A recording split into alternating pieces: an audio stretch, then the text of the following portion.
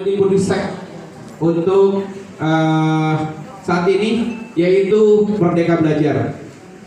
Nah, apa yang dibahas atau yang dikeluarkan program ini adalah yang pertama guru penggerak, kemudian sekolah penggerak, dan organisasi penggerak. Guru penggerak ada 132 orang di Kabupaten Bandung. Sekarang akan ada seleksi angkatan yang kedua. Sekolah penggerak belum ada, nanti mudah-mudahan Ibu Mila ya. Jadi sekolah penggerak dan organisasi penggerak itu Telkom untuk Kabupaten Bandung.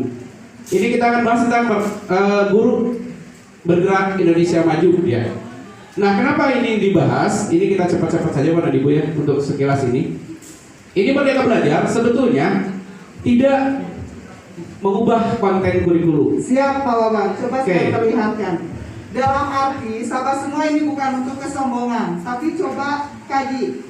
Workshop penguatan implementasi kurikulum. Dua hal ini berdampingan. Artinya, bagi sekolah yang belum mengikuti program penggerak, maka ini menjadi koridor yang utama. PIK, penguatan implementasi kurikulum.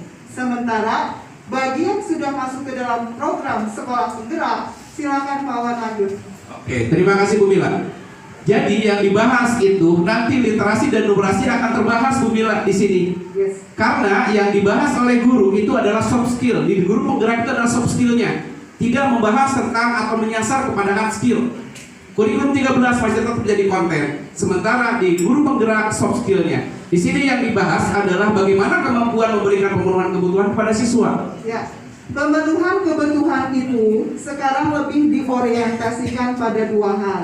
Pendidikan abad 21 lebih menekankan pada sisi literasi dan numerasi. Bukan berarti masalah yang lain tidak penting, tapi dua hal inilah yang akan menggawangi kegiatan Bapak Ibu semua, baik itu mata pelajaran ataupun BK. Iya, betul Bu Mila. Jadi inilah yang akan menjadi sesuatu yang esensi di dalam guru penggerak. Jadi di dalam guru penggerak ini adalah guru akan menjadi pemimpin pembelajaran. Bagaimana memberikan layanan dan memberikan pemenuhan kebutuhan kepada siswa. Nah, kiblatnya adalah Merdeka Belajar, yaitu Bapak Ki Hajar Dewantara. Kemudian apa yang dikatakan ini banyak sekali hal-hal yang dikemukakan oleh Ki Hajar Dewantara. Ki Hajar Dewantara menerapkan pendidikan yang humanis, ya. Ini ada kognitifnya, kemudian nanti ada rasanya dan ada karsanya. Jadi ya konatifnya. Nah, jadi di sini mungkin nanti akan yang di konten literasi dan numerasi. Kemudian Ki Hajar Dewantara juga bilang bahwa pendidikan itu yang memerdekakan. Jadi tujuan pendidikan adalah kemerdekaan. Merdeka berarti setiap orang bisa memilih apa saja yang mereka inginkan. Seperti itu Bu Mila. Merdeka bukan berarti statis sama rata sama rasa. Merdeka adalah diversifikasi. Merdeka adalah bagaimana ketika sebuah satuan pendidikan bisa menerapkan apapun yang menjadi kearifan lokalnya sebagai modal dan tujuan untuk mencapai tujuan sekolah. Next. Selanjutnya masih ada Bu Mila, bahwa betul kata Bu Mila bahwa Merdeka Belajar itu berorientasi pada siswa atau peserta didik melalui pendekatan pendidikan yang holistik. Selanjutnya, ini yang paling utama di dalam pembahasan guru atau Merdeka Belajar, bahwa pendidikan itu berkembang mendorong siswa. Nah, kemudian mengajarkan perubahan yang bermanfaat bagi lingkungan di sekitarnya, bahwa apa yang dia miliki, apa yang dia terima itu harus bermanfaat bagi lingkungan di sekitarnya. Bermanfaat berarti peserta didik itu memiliki kemampuan di lingkungan belajar dengan muatan literasi dan numerasi. Sekali lagi, kalau ada istilah Merdeka Belajar, maka Kadis terdahulu itu menyatakan Pak Pengawas bukan Merdeka Belajar, tapi revolusi belajar. Anggaplah kita memiliki dua sisi yang sama. Satu keping mata uang, satu Merdeka Belajar, satu revolusi belajar. Next. Oke, ada satu lagi Bu Mila yang sangat-sangat mendalam dari Ki Hajar Dewantara, yaitu bahwa anak itu diciptakan manusia sesuai dengan kodrat alam dan kodrat zaman. Kodrat alam itu apa?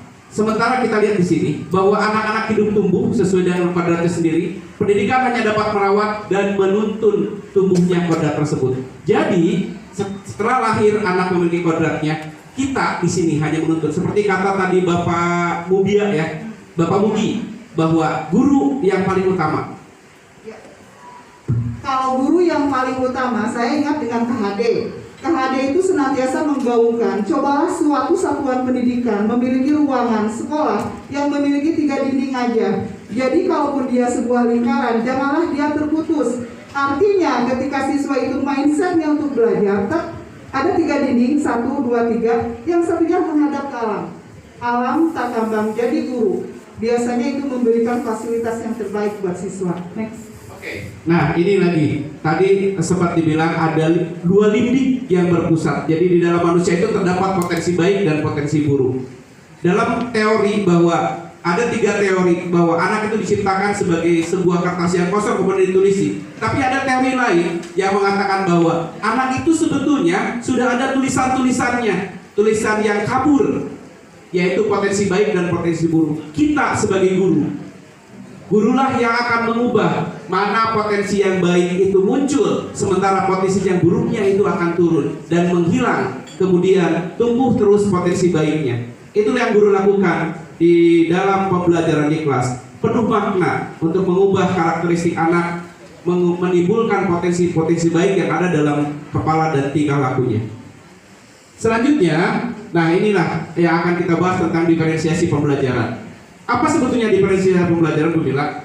Di dalam KHD itu diterapkan bahwa ini dipelajari oleh guru penggerak, mungkin Bu Yuli ini sudah mempelajari ini. Jadi diferensiasi pembelajaran itu terdiri dari diferensiasi konten, kemudian diferensiasi proses, dan diferensiasi produk. Nah, ini yang ketiganya, ini didiferensiasikan. Bagaimana konten itu diolah oleh seorang guru, kemudian diprosesnya dan diproduknya. Tetapi sebetulnya ada hal yang harus diawali ketika kita membuat sebuah diferensiasi, yaitu pemetaan kebutuhan belajar. Inilah yang harus kita awali, yaitu bagaimana kesiapan belajar, bagaimana minat belajarnya, dan bagaimana profil atau gaya belajar putra-putrinya. Selanjutnya, yang pertama, jadi apa yang harus kita lakukan? Nanti kita setelah sholat maghrib, Bu Mila, ini yang akan kita lakukan. Kita akan membuat sebuah program, bahkan Bu Mila punya cita-cita untuk menulis. Selanjutnya, nah ini yang pertama, kesiapan belajar. Apa yang menjadi kalau ukurnya yaitu bersifat mendasar. Kemudian dari konkret menjadi abstrak, atau konkret dan abstrak, kemudian sederhana kompleks, ke kompleks, kemudian terstruktur atau open ended, tergantung dan mandiri, selanjutnya lambat dan cepat. Ini harus diidentifikasi pada anak. Apa saja yang ada di sini? Anak SMP, kalau kita lihat dari sebuah teori, ini kita lewat saja Bu Mila ya. Ini seorang ahli namanya Jenny Fiase, seorang ahli dari teori kognitif. Dia mengatakan bahwa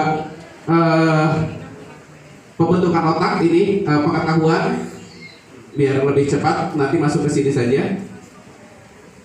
Nah ini, nah anak SMP itu berada pada posisi yang ini, bahwa anak SMP itu berada pada posisi berpikir abstrak, dari konkret menuju abstrak, karena di sebelah sini masih ada umur-umur yang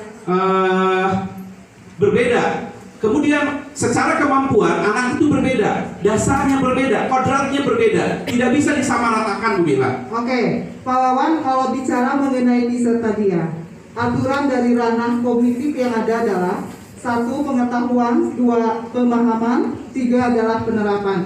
Coba sahabat semua kaji di sini. Ini kita sambil masuk karena saya tidak ingin membedakan antara literasi dengan numerasi. Kita lihat di sini. Ketika ada soal 50.000 dikurangi 13.500, identik sekali dengan matematik, betul? Namun, teori Piaget yang tadi dikemukakan oleh Pak Wawan akan membedakannya. Ada satu lintasan proses kognitif yang dikemukakan oleh ahli tersebut. Bila mana Bapak Ibu mengajarkan 50 plus 25 itu adalah milik matematik. Berbeda halnya bila sudah lintas kedua, ketiga, keempat, kelima itu milik bersama semua mapel. Why? Kita lihat contohnya. 50 ditambah 25 pasti maths kan? Kedua, Petani A memanen 50 butir jeruk, sementara yang B memanen 25 jeruk. Berapa jumlah jeruk yang dipanen? Adakah lintasan kognitif yang lebih Ada. dari yang pertama? Ada. Next, kita loncat lagi secara ilmu kejiwaan dari BK. Coba lihat. Yang ketiga, Ali menggunakan kalkulator, menjumlahkan 50 plus 25. Namun dia salah memencet angka 25 menjadi 35. Apakah yang harus dilakukan untuk mendapatkan hasil penjumlahan yang seharusnya? Naik lagi, betul? Lintasan kognitifnya dikaitkan lagi. Tidak cukup sampai di situ. Bisa meranahkan bahwa kognitif yang keempat, ketika dia sudah bisa menjalankan seperti ini di semua mapel, Badu menggunakan kalkulator miliknya untuk menjumlahkan angka 50 plus 25. Tapi tombol 5 pada kalkulator Badu rusak. Bilangan apa sajakah yang dapat digunakan Badu untuk memperoleh hasil yang sama dengan 50 plus 25? Prakarya bicara di sini. Iya. Dia harus pintar mencari angka yang memang bisa dianalogikan. Hebat. Masih ada lintasan yang terakhir. Baca semua sahabat. Badu menggunakan kalkulator miliknya untuk menjumlahkan angka 50 plus 25. Tapi tombol 5 pada kalkulator Badu rusak. Badu bermaksud meminjam kalkulator Ali. Ali mengatakan bahwa Badu tetap dapat menggunakan kalkulator rusak miliknya. Apakah Ali benar? Jelaskan alasanmu. Luar biasa. Lintasan kognitif yang dimaksud oleh ahli tersebut demikian bahwa next. Betul sekali Ibu Mila. Jadi di sini anak SMP itu sudah bisa menarik sebuah kesimpulan, kemudian dia akan membuat hipotesis Bu Mila, kemudian menyusun rencana. Nah, ini mungkin ada satu hal ini, dia sudah memiliki nuansa abu-abu, sudah ada rasa-rasa senang kepada jenisnya. Kemudian memikirkan masalah-masalah sosial. Nah, kemudian ini adalah yang kedua. Di diferensiasi kurikulum, diferensiasi pembelajaran, ini ada pemetaan kebutuhan belajar yang kedua, yaitu minat belajar. Apa saja minat belajarnya? Yang pertama adalah matematika.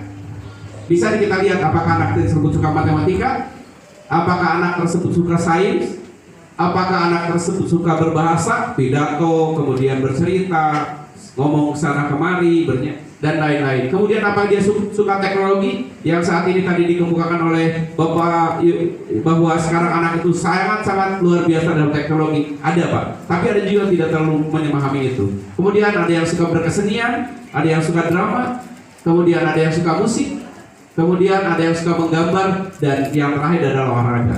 Ini program Merdeka Belajar. Sementara dari dulu kita sudah mengenal 6 literasi dasar.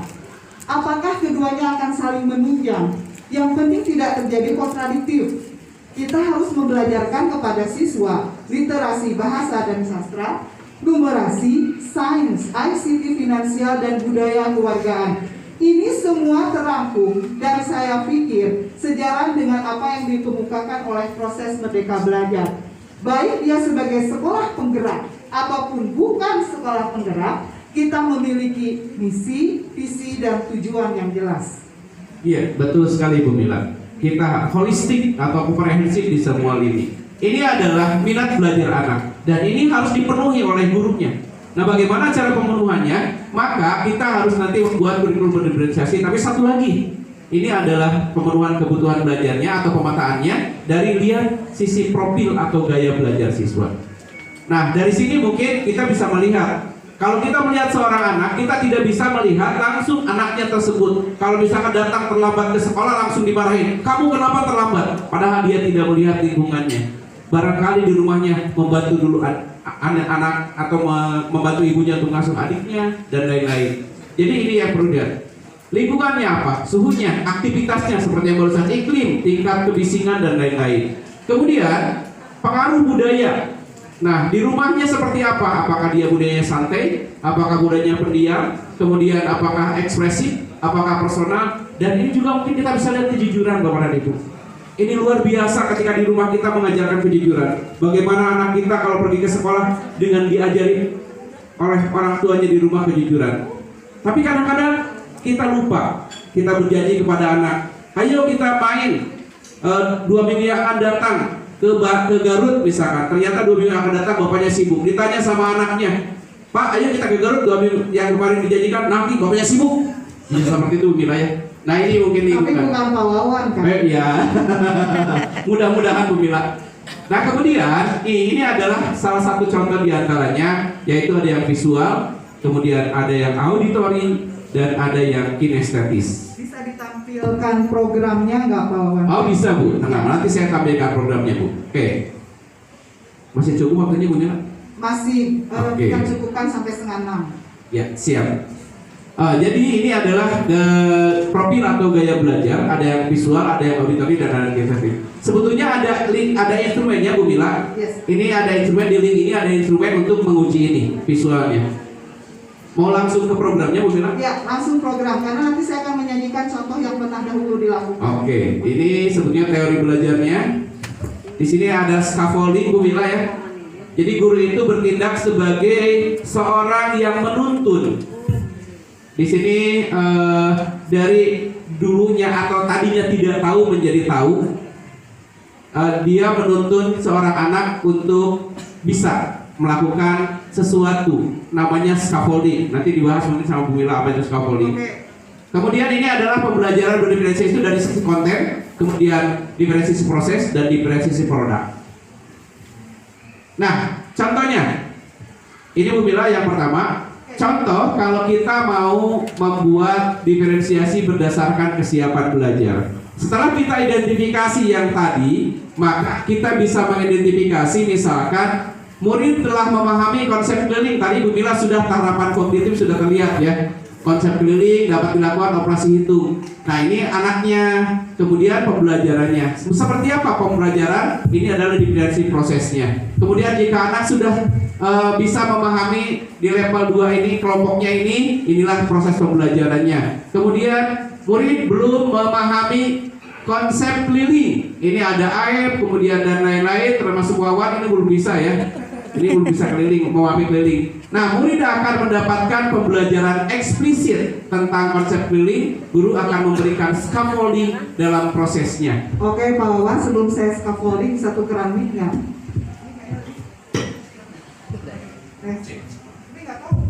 Cek. Ini gede banget Bu Mila.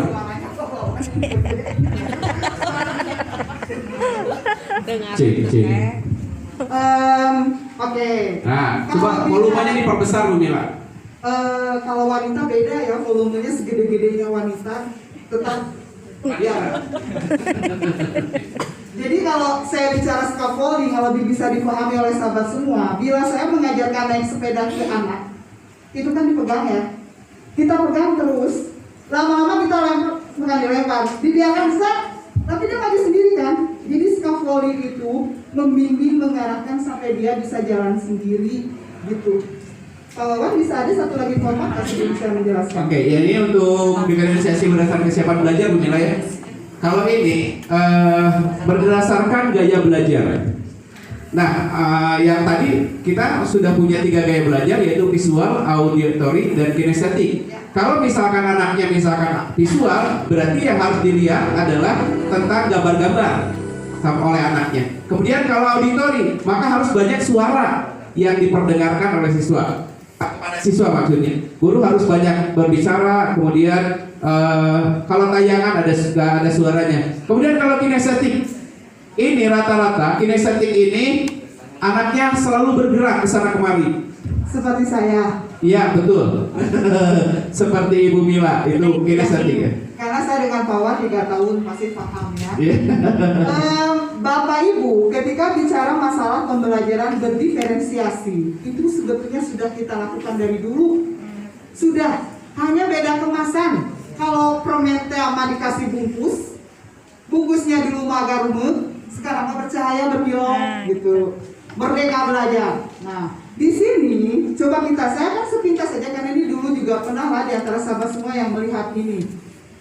Ketika saya menjadikan the best practice of contextual teaching and learning, berkearifan lokal, cari apa yang terdekat dengan SMP 1 Margahayu adalah Sungai Citarum, maka saya mengajarkan pencemaran dengan model diferensiasi, yaitu jadikan Citarum mata airku bukan air mataku. Nanti kita lihat, sebetulnya bagi anak yang suka digital, jangan pernah dipaksakan suka IPA. Biarkan dia menciptakan sesuatu yang bisa mengukur indikator Sungai Citarum dari bersih sampai dengan kondisi yang paling buruk sekalipun. Biarkan anak matematika yang sukanya berhitung membuat skala perbandingan sehingga bioindikatornya bisa dibawa ke sungai dengan skala yang berbeda. Bagi anak yang suka IPS, ekonomi, biarkan mereka memiliki literasi finansial. Buat ketika pencemaran Sungai Citarum begitu meningkat, alat penyaring air Pak Wawan bisa dijual kan? Oke? Ketika anak yang tidak terlalu suka IPA tapi dia suka bahasa, maka saya berikan penugasan. Kalian membuat diary atau laporan. Basisnya tetap tidak menjadikan IPA sebagai bahasa. Tetap IPA. Tapi kita lihat laporannya. Ini yang suka prakarya. Laporannya tidak berupa apa Pak Wawan? Di hektar, dijilid. Ini dari kertas bekas kardus Indomie yang dilukis. Next kita lihat bagaimana di dalamnya ada lukisan Sungai Citarum. Ini apa? Narasi. Laporannya begitu indah.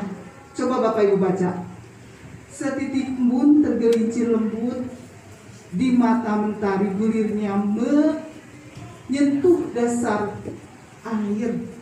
Kayaknya nggak pernah ada dalam konteks guru IPA deh kayak gini, ya kan? Sains itu tidak puitis, tapi biarkanlah sains menjadi puitis karena mereka. Kalau begitu, ketika mereka suka dengan fotografi, maka biarkan dia berkembang, berdiferensiasi dengan keahliannya untuk membuat laporan foto-foto. Tapi bila mana dia suka PKN, budaya dan kewargaan, biarkan dia memiliki kemampuan untuk memahami dengan cara apa? Berkomunikasi dengan warga sekitar. Kalau ini sudah jelas literasi saya. Next kawan. Ya, Bu Mila, bagus betul sekali Bu Mila. Jadi yang Bu Mila lakukan itu ketiganya sudah masuk. Secara konten itu sudah masuk di pencemaran Citarum, air dan lain-lain. Kemudian secara prosesnya sudah ada diferensiasi proses dan produknya apa lagi? Ya, ada yang digital, kemudian ada yang membuat puisi, ada yang membuat tulisan, sangat luar biasa. Nah, jadi tepuk tangan untuk sahabat